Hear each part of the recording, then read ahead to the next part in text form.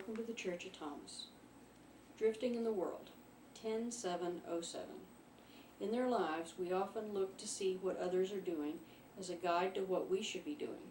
I remember an episode of Candid Camera. This episode was so true it was scary. The clip started off with a setup on a street somewhere. The people of all varieties were walking along the sidewalk. The point was that the actor would start to stare at a point in the sky. This actor was so interested in that point in the sky. There was nothing there, of course. In just a couple of minutes, there was a gathering of several people, all looking at that interesting point in the sky. No one had asked, "What on earth are you looking at?" As several people stood there staring, critical mass was reached. The numbers grew considerably faster. When Alan Funk, the moderator, came out to say it was just part of the show, he surprised everyone by saying nothing was there. Many said they were sure it must have been important, or the first person would not have started staring. It amazed me that people took directions so easily. That no one asked what was going on to me was as weird as well. Many people follow the crowd. If it is popular, it must be the thing to do, be or have. I see this in part as a general sense of not questioning authority. The other thing I see is the desperate desire to have an outside rudder, something to steer our lives with. We need a focus, an example of what, how, who, why, and when we should act or not act. I have done my fair share of drifting in the world. It is so easy, you just let your environment nudge you. The path of least resistance can be very tempting. To just drift in the world is easy.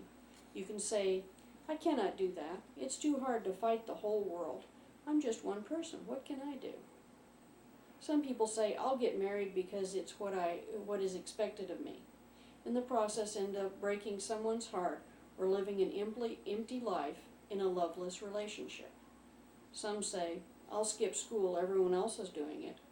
Then when they get out in the world, they realize no one wants to hire a half-ass.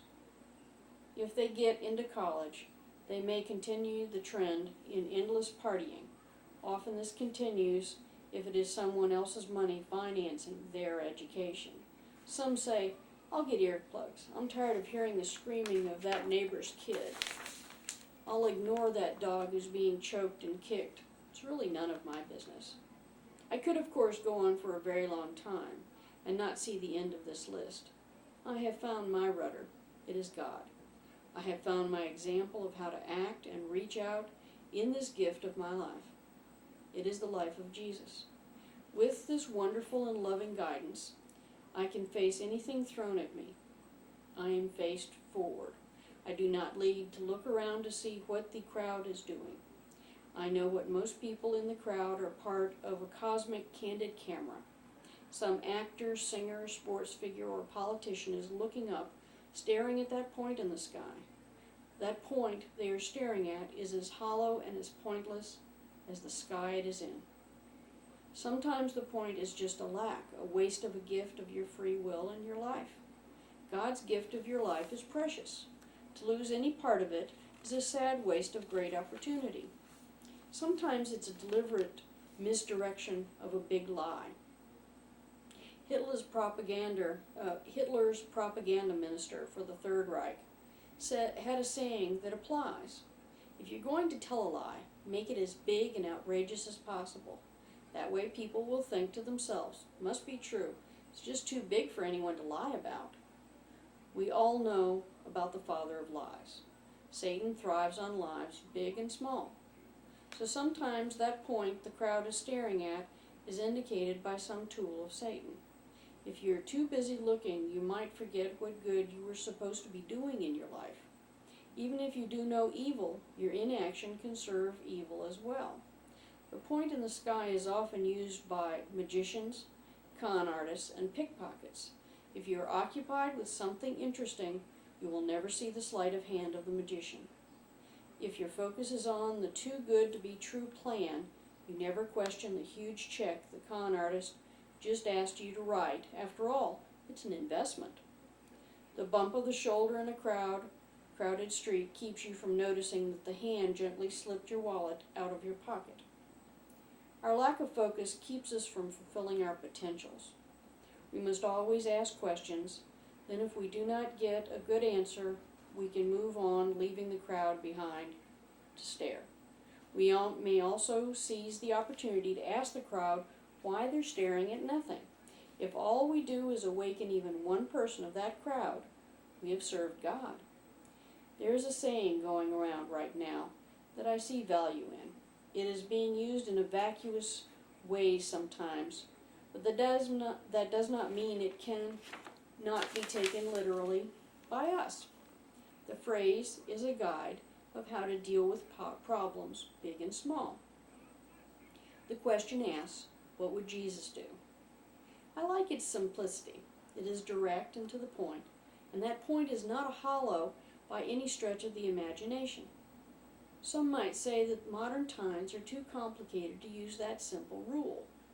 To that I would answer, we are the ones who made it complicated. The lessons are timeless. I would love to see the people who started this question take it to heart. If every Christian started to actually see Jesus as their guide, the world would mature in no time flat. The 10 Commandments are a great start. God breaks the chains that enslave the world. There is only one God. Do not worship anyone or anything except God. Do not use God's name wrongly. Take time to heal yourself regularly. Treat people with respect, especially your family. Sometimes they are the ones who have to bear the brunt of our bad days. Don't murder. Do not break marriage vows or encourage someone to break their marriage vows. Don't steal. Don't lie. Bear false witness. Respect what belongs to others. Don't deny what they have. Don't envy what they have. This applies to relationships, status, money, and any property. Then add to Jesus' life lessons. Treat all people as your family. We are all children of God. Use love as your guide when you are lacking a clear answer to a problem. Avoid violence. It usually leads to more of the same in a never-ending circle. Be the one to break that cycle of violence. Lead by example. If your light is shining brightly, share it with people.